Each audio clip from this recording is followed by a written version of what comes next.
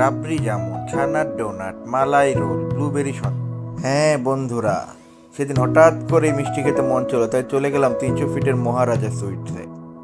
তাদের ইন্টারভিউটা বেশ সুন্দর, বাহারি রং বেরঙের মিষ্টি দেখে তো আমি তো কনফিউজড, কোনটা রেখে কোনটা সিলেক্ট করব।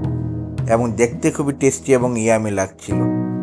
তাদের মিষ্টিগুলি অর্ডার করে আমি ওয়েট করতেছি তাদের লাউঞ্জে বসে। তারা নাকি গরম গরম সার্ভ করবে, তাই তারা একটু সময় নিয়ে সার্ভ করে।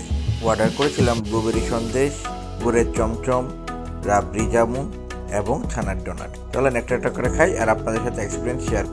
প্রথম ট্রাই করলাম ব্লুবেরি সন্দেশ। বেসিক্যালি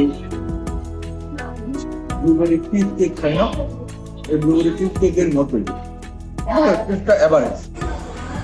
এই ছানার ডোনাটটা দেখতে কিন্তু খুবই চমৎকার, বিটস দিয়ে সাজানো, চমৎকার। বাইরেরটা হচ্ছে চকলেট, ভিতরে হচ্ছে মিষ্টি। বাইরে চকলেট, ভেতরে মিষ্টি।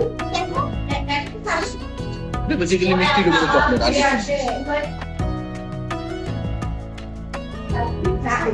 এটা হচ্ছে গুড়ের চমচম, ট্রাই করে দেখি কেমন লাগে আসলে।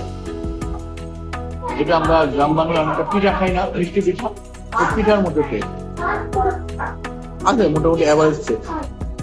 Guys, last but not the least, most waited rabri jamun. Try করে দেখি আসলে এটি কেমন। আসলে গোলাপ জামুনটা এখনো গরম এবং মজা, ভালোই লাগে। গাইস, এত মিষ্টি খেয়ে মুখ পুরা মিষ্টি হয়ে যায়, তাই 300 ফিটের নাগা সিঙ্গারা খাওয়ার জন্য বেরিয়ে পড়ল। ঝাল ঝাল নাগা সিঙ্গারা, পুরা যেন মিষ্টি এবং ঝালের একটা পারফেক্ট ব্যালেন্স।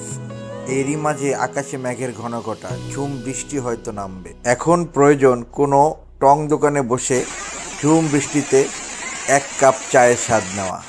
ভালো থাকবেন সবাই, দেখা হবে সামনে।